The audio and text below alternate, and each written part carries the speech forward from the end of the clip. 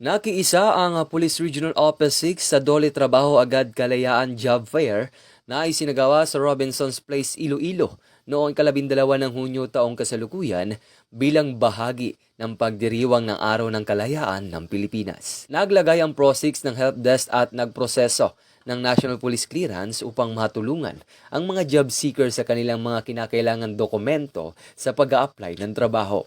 Nagsagawa rin information campaign ang Regional Community Affairs and Development Division ng Pro-6 sa pamamagitan ng pamamahagi ng crime prevention at public safety flyers habang nagbigay saya naman ang PNP mascot sa mga bata na dumalo sa aktibidad.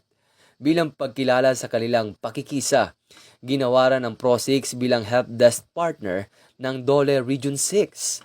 Patuloy namang isinusulong ng Pro-6 ang paghahatid ng mas malapit, mabilis at makataong serbisyo sa publiko para sa mas ligtas na Kanlurang Visayas.